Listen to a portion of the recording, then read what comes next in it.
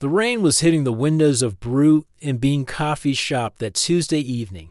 David had picked a corner table where he could work on his laptop without anyone bothering him. He was a graphic designer who liked staying late at coffee shops. Because his apartment felt too quiet sometimes, around 7:30, when most people had already gone home, he noticed someone standing near his table. He looked up from his screen to see a young woman with long dark hair and the palest skin he had ever seen. She was wearing a vintage coat that looked like it came from another time. "Excuse me," she said softly. Her voice was barely above a whisper. "Would it be okay if I sat here? All the other tables feel wrong somehow." David glanced around the coffee shop. There were plenty of empty tables, but something about the way she asked made him nod. "Sure, go ahead." She sat down across from him and placed her hands on the wooden table. That's when David noticed how thin her fingers were and how her hands seemed to shake slightly. She had ordered a coffee, but she just stared at it without taking a sip. "I'm Vera," she said after a few minutes of silence. "David," he replied, closing his laptop halfway. There was something about her that made it hard to focus on work. "You have good energy," Vera said, which made David raise an eyebrow. "I know that sounds strange, but some people just feel different, better, like they have something extra." David wasn't sure how to respond to that. He had heard people talk about energy before, usually in yoga classes or meditation groups, but never like this. Vera was looking at him with such intensity that it made him a little uncomfortable. "What do you mean by energy?" he asked. Vera wrapped her hands around her coffee cup, even though she still hadn't drunk any. "It's hard to explain. Some people just make me feel less tired when I'm around them. Like being near them charges me up somehow." As they talked, David noticed other strange things about Vera. Her skin was so pale it was almost see-through.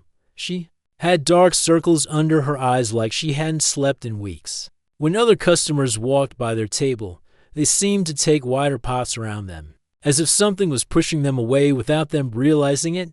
"Are you feeling okay?" David asked. "You look like you might be sick." Vera smiled, but it was a sad smile. "I've been tired for a very long time. Doctors can't figure out what's wrong with me. They've done every test possible, but everything comes back normal. Yet I feel like I'm running on empty all the time." She finally picked up her coffee and took a tiny sip. "That's why I noticed you. When I walked into this place, I felt pulled toward your table. It was like my body knew you were here before my mind did." David found this both fascinating and a little concerning. He had never met anyone who talked like this before. Part of him wanted to make an excuse and leave, but another part was curious about what she meant. "How long have you been feeling this way?" he asked. "About 3 years now," Vera said. "It started gradually. First, I was just more tired than usual. Then it got worse and worse. I can barely function most days. But sometimes, when I'm around certain people, I feel better. Like I can actually breathe again." She looked directly at him when she said this, and David felt a strange sensation, like a gentle electric current running through his body. It wasn't unpleasant, just unusual. "Can I ask you something?" Vera said, leaning forward slightly. "Would you mind if I touch your hand? I know it sounds weird, but I think it might help me feel better." David hesitated. This was definitely the strangest conversation he had ever had with a stranger. But there was something about Vera that seemed genuine, not crazy or dangerous. She seemed more fragile than anything else. "Okay," he said, extending his hand across the table. When Vera's fingers touched his palm, David felt that electric sensation again, but stronger this time. It was like a gentle buzzing that started in his hand and moved up his arm. Vera's eyes widened, and for the first time since she had sat down, some color came into her cheeks. "Wow," she breathed. "I can actually feel strength coming back into my body." David could see the change in her immediately. Her shoulders straightened, her breathing became deeper, and the dark circles under her eyes seemed to fade a little. It was like watching someone come back to life. But David also noticed something happening to himself. He felt slightly dizzy, like he had stood up too fast. The feeling passed quickly, but it was definitely there. "Thank you," Vera said, still, holding his hand. I haven't felt this good in months. They sat like that for several minutes, with Vera's hand covering his. David found himself studying her face, noticing how her features became more defined as whatever was happening continued. It was remarkable and unsettling at the same time. When Vera finally let go of his hand, David felt strangely empty, like something had been taken from him, but he also felt oddly happy, like he had done something important. I should probably go, Vera said, gathering her coat around her. But would it be possible to see you again? I know this is unusual, but you've helped me more than any doctor ever has. David found himself nodding before he could really think about it. There was something about Vera that he couldn't shake off. Maybe it was curiosity, or maybe it was the way she looked at him like he was the most important person in the world. Here's my number, he said, writing it on a napkin. Text me whenever you want to meet up. Vera smiled, and this time it was a real smile that reached her eyes. Thank you, David. You have no idea what this means to me.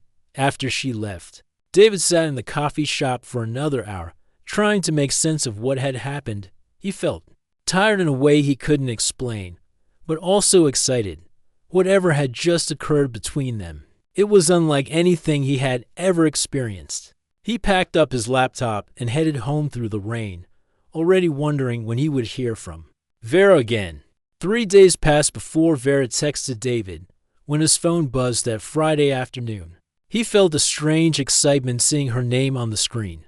Her message was simple. Would you like to come over tonight? I want to show you something that might explain everything. David stared at the text for several minutes.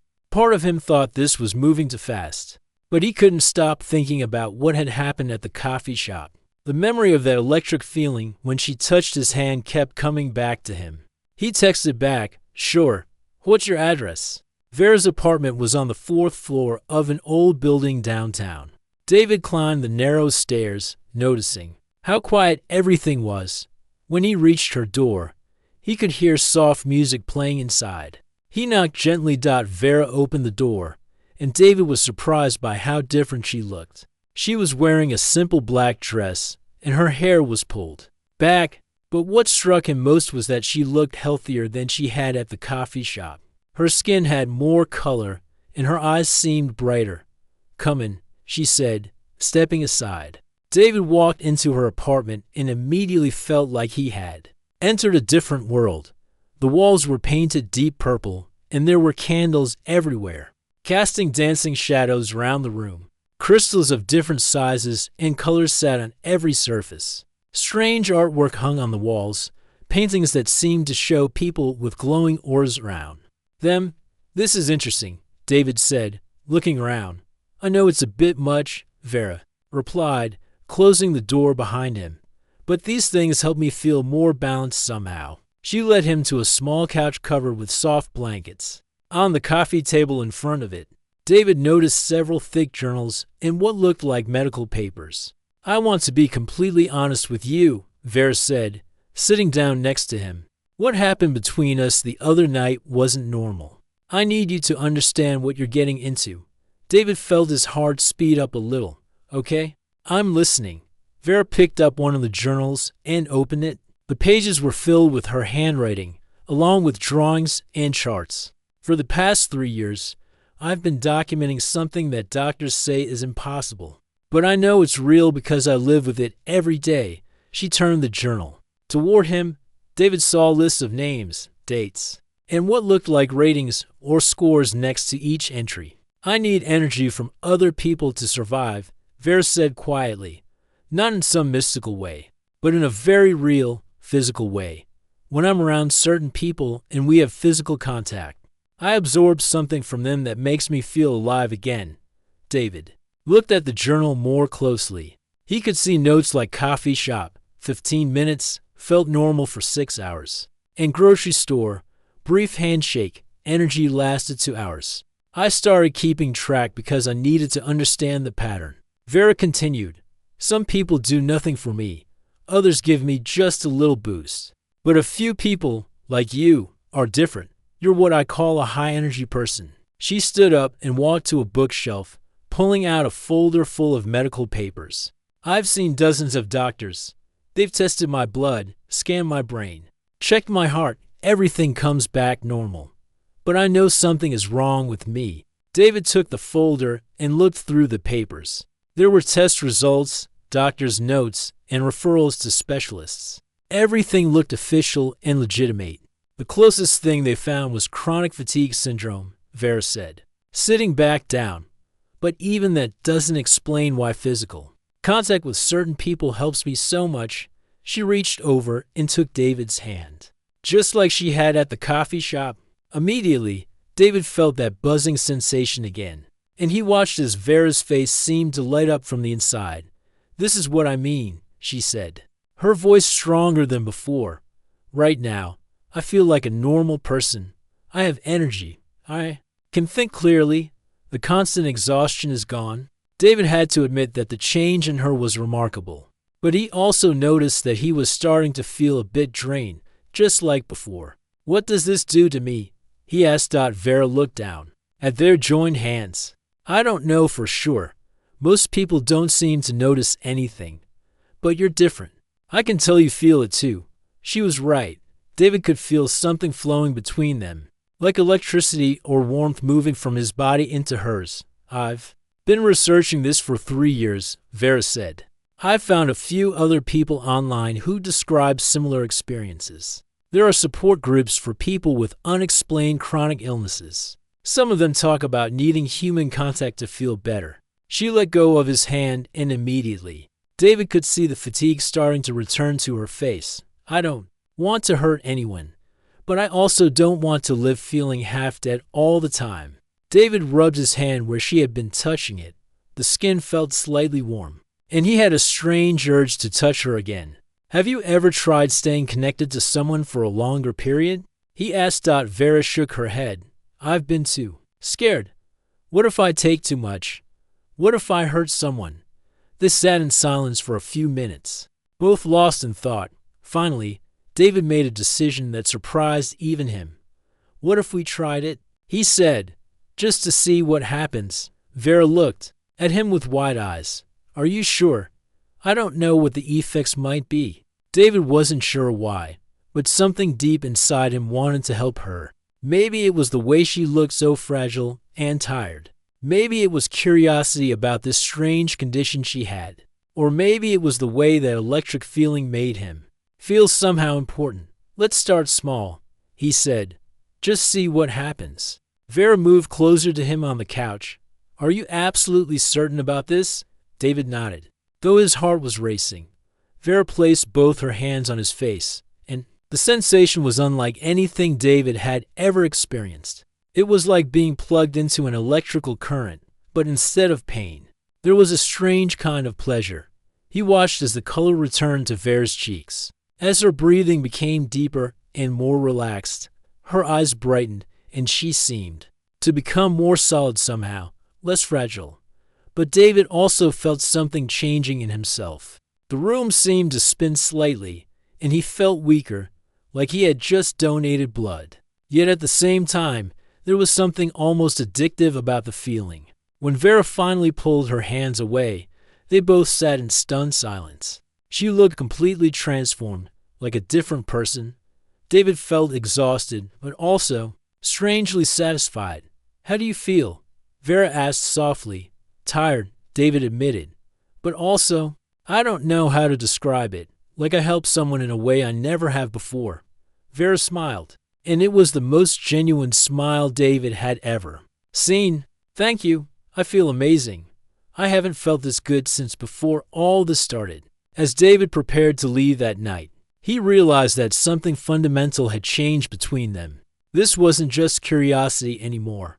He was becoming part of something he didn't fully understand, but somehow couldn't resist. Over the next few weeks, David found himself thinking about Vera constantly. She would text him every few days, usually when she was feeling particularly tired each time. He would drop whatever he was doing and meet her somewhere, sometimes at her apartment, sometimes at quiet parks, once even in the library. Their meetings had developed a strange rhythm. They would talk for a while, sharing stories about their lives, but eventually, Vera would get that look in her eyes, desperate and exhausted, and David would offer his hands. The energy exchange, as Vera called it, had become as natural as shaking hands hello. But David was starting to notice changes in himself. He was losing weight. Even though he was eating normally, his co-workers at the design agency had started commenting on how pale he looked. His friend Jake had asked him twice if he was getting enough sleep. "You look like you're getting sick or something," Jake had said over lunch. "Maybe you should see a doctor." David had brushed off the concern, but privately, he was beginning to worry.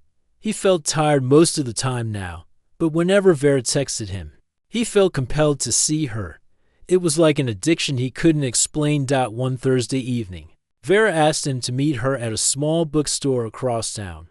When David arrived, he found her sitting in the philosophy section, looking paler than usual.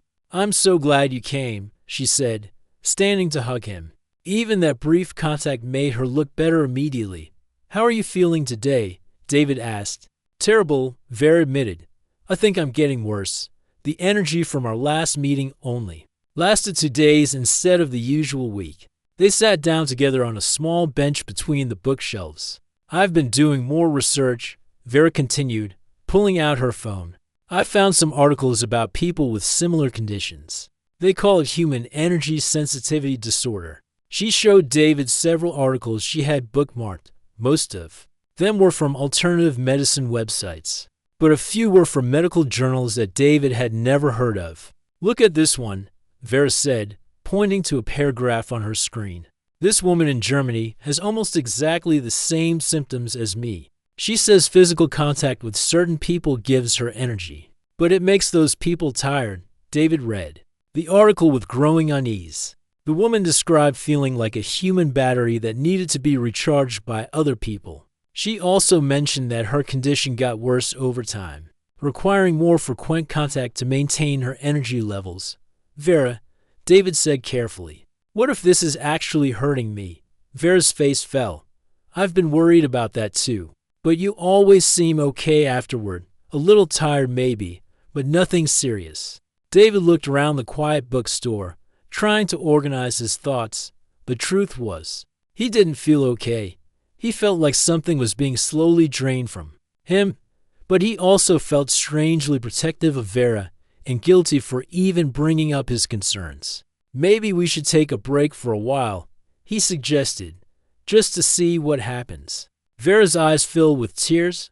"I understand if you want to stop seeing me. I know this isn't normal. But David, you're the only person who has ever been able to help me feel human again." Something in her voice broke David's heart. She looked so fragile and desperate. "I don't want to stop seeing you," he said. "I just think we need to be more careful." Vera wiped her eyes and nodded. "What if we tried shorter contacts, or maybe not as often?"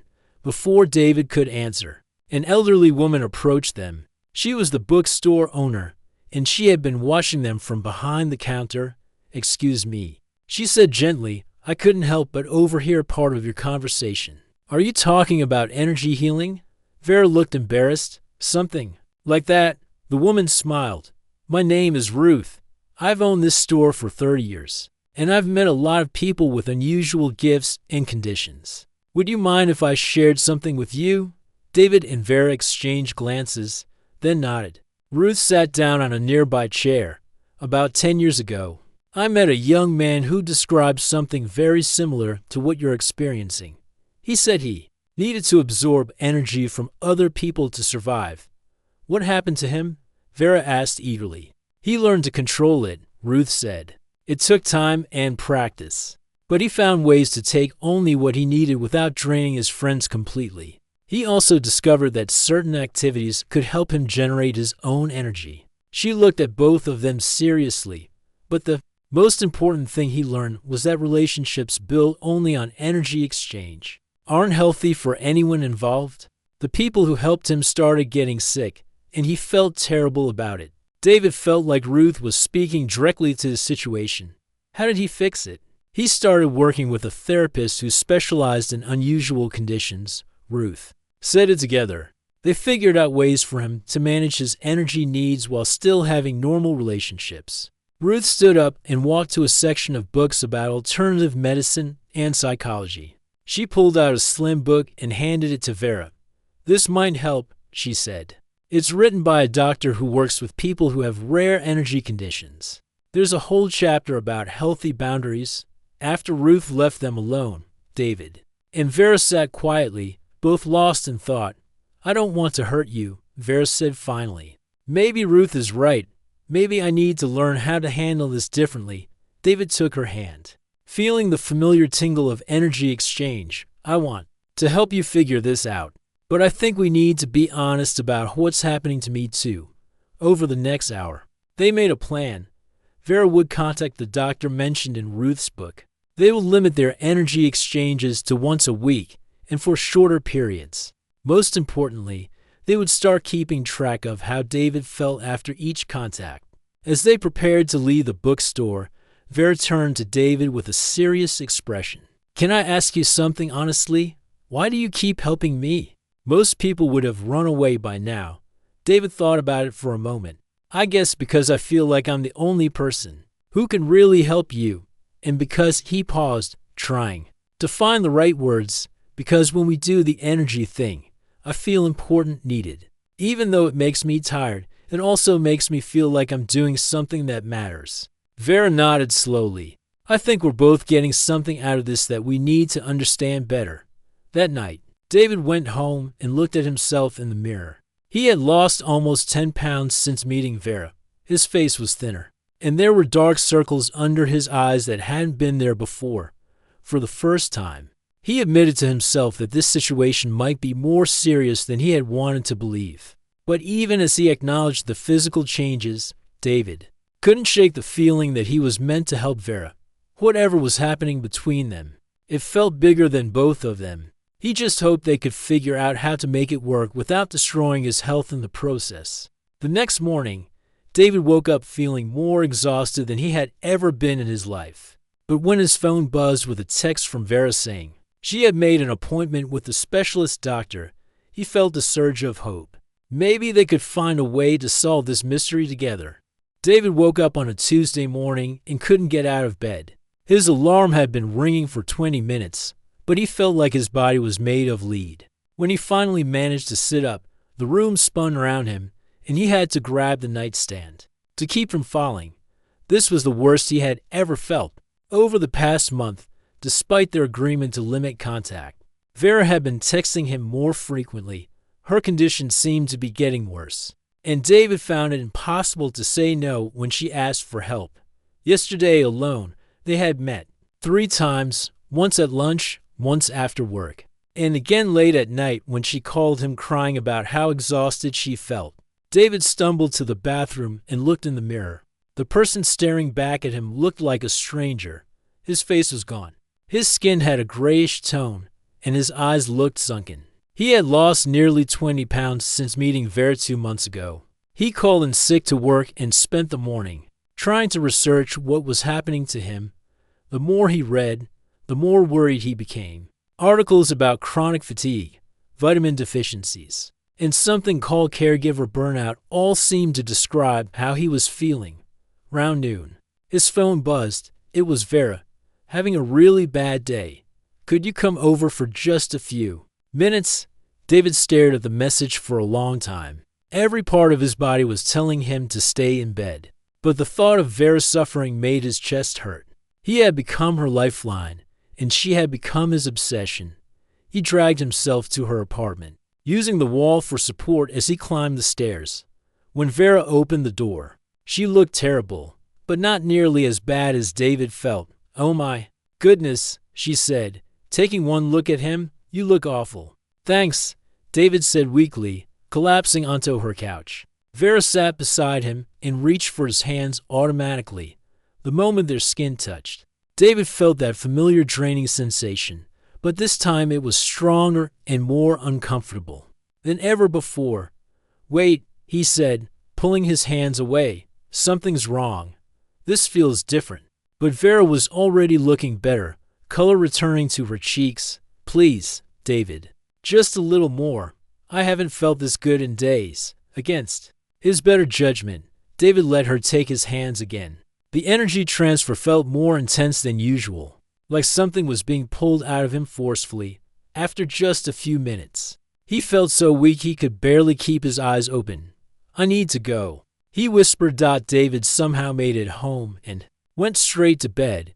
He slept for 14 hours straight and woke up feeling even worse. When he tried to stand up to get water, his legs gave out and he collapsed on the floor. His neighbor, Mrs. Chen, found him 3 hours later when she came to check on him after hearing a loud thump. She immediately called an ambulance. At the hospital, David drifted in and out of consciousness while doctors ran tests. He heard phrases like severe anemia, dangerous weight loss, and extreme exhaustion. When he was finally alert enough to talk, a doctor named Dr. Patterson sat beside his bed with a concerned expression. David, we need to discuss what's been happening to you, Dr. Patterson said. Your blood work shows some very unusual patterns. You're severely deficient in several vitamins and minerals, and your red blood cell count is dangerously low. David tried to explain about Vera and the energy transfers, but he could see the skepticism in the doctor's eyes. I understand you've been under a lot of stress, Dr. Patterson said carefully. Sometimes when we're helping someone with a chronic illness, we can neglect our own health. But this level of physical decline suggests something more serious is going on. They kept David in the hospital for 3 days, giving him for fluids and vitamin supplements. During that time, Vera visited him twice. Each time she touched his hand to comfort him, David felt weaker afterward, even though he was hooked up to medical equipment. On the second visit, a nurse noticed the pattern. Sir, you seem to get more tired whenever your friend visits, she observed. Maybe you need more rest between visitors. That night, David couldn't sleep. He kept thinking about everything that had happened since meeting Vera. He realized that he had been so focused on helping her that he had ignored what was happening to his own body and mind. The next morning, Dr. Patterson came back with more test results and a serious expression. David, I've been researching your symptoms, and I found something interesting, she said, sitting down with a thick folder. There are documented cases of people who develop extreme codependent relationships that manifest physical symptoms. She showed him several medical studies about psychological conditions that could cause real physical problems. In some cases, when someone becomes completely focused on helping another person, they can actually make themselves sick through stress, poor self-care, and what we call empathetic overload. David felt a chill run through him. You think this is all in my head? Not exactly, Dr. Patterson said.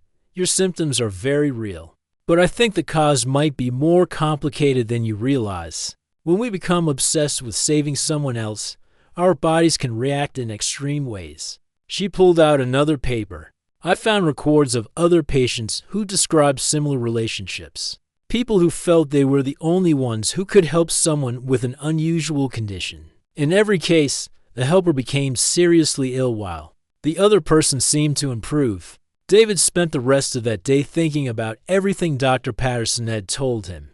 When Vera came to visit that evening, he watched her more carefully than he ever had before. She looked healthy and vibrant, better than she had since he met her. Her skin had color, her eyes were bright, and she moved with energy and confidence. Meanwhile, David could barely sit up in bed without feeling dizzy. I've been thinking, David said carefully, about what the doctor told me. Vera's expression changed immediately. What did she say? She thinks that our relationship might be making me sick. Not because of energy transfer, but because I've become too focused on helping you. Vera was quiet for a long time. Finally, she said, I've been thinking too, about something I didn't want to admit. What? I looked up the other people who used to help me before I met you. She said quietly, the ones whose names were in my journal from before. David felt his heart speed up. What did you find? 3 of them ended up in the hospital with symptoms similar to yours, Vera said, not meeting his eyes. One of them said I had drained all the life out of him. One moved to a different state just to get away from me. The room felt very quiet suddenly. David realized that he wasn't the first person this had happened to, and he probably wouldn't be the last unless something changed. Vera, he said gently, I think we need help, professional help, not just for you, but for both of us. Vera started crying, but she nodded. I never wanted to hurt anyone. I just wanted to feel normal again. That night, after Vera left, David made a decision that was harder than anything he had ever done.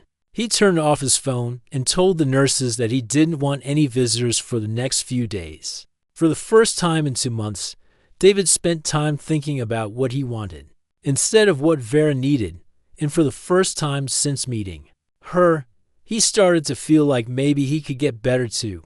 6 months later, David stood outside a small therapy center in the hills outside the city. He had gained back most of the weight he had lost, and the dark circles under his eyes were finally gone. But more importantly, he felt like himself again. For the first time in almost a year, the center specialized in unusual psychological conditions and codependent relationships. David had been coming here twice a week since leaving the hospital, working with a therapist named Dr. Rodriguez who understood complicated relationship dynamics. Today was special, because it was the first time he would see Vera since their last meeting in the hospital. She had been receiving treatment at the same center, but they had been kept separate while they each worked on their individual healing. Dr. Rodriguez met David in the lobby. Are you ready for this? She asked. David nodded, though he felt nervous. I think so. How's she doing? She's made remarkable progress, Dr. Rodriguez said as they walked down a quiet hallway. But I want you to prepare yourself. She is very different from the person you remember. They entered a comfortable room with large windows overlooking a garden. Vera was already there, sitting in a chair and reading a book. When she looked up, David was amazed by the change in her. She looked healthy, but in a completely different way than when they had been doing their energy exchanges. Her face had a natural color that came from proper nutrition and exercise, not from taking energy from someone else. Her eyes were clear and calm, and she seemed more solid somehow, more present. Hi, David, she said, standing up. You look wonderful. They sat down across from each other, with Dr. Rodriguez in a chair between them. The room felt peaceful and safe, very different from the intense, desperate atmosphere that had always surrounded their previous meetings. I want to start by apologizing, Vera said. I know now that I was hurting you, even though I didn't understand it at the time. David had prepared for this moment, but hearing her acknowledge what had happened still brought up a lot of emotions. I know you didn't mean to hurt me, but I need to understand what really happened between us. Dr. Rodriguez leaned forward slightly. Why don't you each share what you've learned about yourselves? Over the past few months, Vera took a deep breath. I found out that my condition wasn't really about needing energy from other people. It was about needing attention and feeling important. When I was a kid, the only time anyone paid attention to me was when I was sick. I learned to use illness to get the care I craved. She looked at David with sad but honest eyes. The energy thing was real in my mind, but it was really about having someone completely focused on me. Someone who would drop everything to help me feel better. David felt a mix of relief and sadness hearing this, and the physical effects I experienced. Dr. Rodriguez helped me understand that too, Vera said. When someone becomes completely obsessed with taking care of another person, their body can actually start breaking down from the stress. You were so focused on helping me that you stopped taking care of yourself, Dr. Rodriguez added. What you two experienced is called trauma bonding mixed with codependency. David, you felt needed and important when you helped Vera. Vera, you felt loved and cared for when David sacrificed himself for you. But neither of you was actually getting what you really needed. David had learned similar things in his own therapy sessions, but hearing it explained with Vera there made it feel more real. So what we thought was some kind of energy transfer was actually just an unhealthy relationship pattern. Exactly, Dr. Rodriguez said. But the effects were very real. Both of you suffered, just in different ways. They spent the next hour talking about what they had learned about themselves. David discovered that he had always been drawn to people who needed saving. because it made him feel valuable. Vera realized that she had been using illness, real or imagined, to control her relationships since she was very young.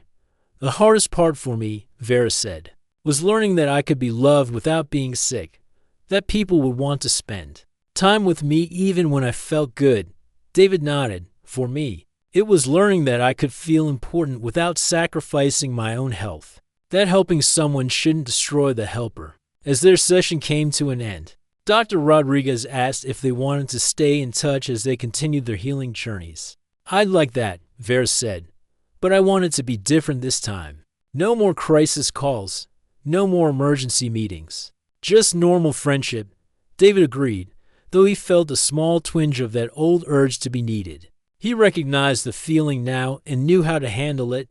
Over the following weeks, David and Vera began building a completely different kind of relationship. They met for coffee once a week, but their conversations were about normal things: work, books, movies, their goals for the future.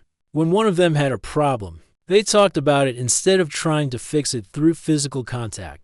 Vera had started volunteering at a local animal shelter, which gave her a healthy way to feel needed and useful. David had begun taking art classes, rediscovering interests he had neglected while he was focused on being Vera's helper. 3 months after their first meeting at the therapy center, they met at the same coffee shop where they had originally encountered each other. But this time, everything was different. Do you ever miss it? Vera asked, stirring her latte. The intensity of what we had before. David thought about it honestly. Sometimes. It felt important and dramatic, but I wouldn't go back to it. I was dying, literally. I miss feeling like I was the most important thing in someone's world. Vera admitted, but I've learned that real love doesn't require someone to destroy themselves for you. They sat in comfortable silence for a while, watching other customers come and go. David noticed that neither of them was studying people intensely anymore, looking for sources of energy or people to save. I have something to tell you, Vera said. I've started seeing someone. David felt a brief moment of the old jealousy, but it passed quickly. That's great. How did you meet? At the animal shelter. He's a veterinarian who volunteers there on weekends. Vera smiled. The amazing thing is, he likes me when I'm having good days. He doesn't need me to be sick or desperate. David realized that he was genuinely happy for her. That sounds healthy. What about you? Are you seeing anyone? Not yet, David said. I'm still learning how to have normal relationships, but I'm not worried about it anymore.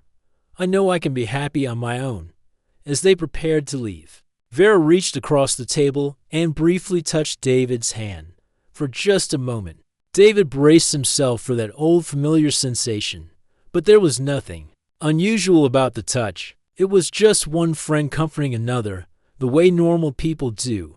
No energy transfer, no desperate need, no addiction-like craving, just human connection without the drama. Thank you, Vera said, for being willing to go through all of that with me. Even though it was unhealthy, it led us both to get the help we needed. David smiled. Thank you for teaching me the difference between helping someone and losing myself. As they walked out of the coffee shop together, David realized that what they had now was better than what they'd had before. It was real friendship instead of desperate need.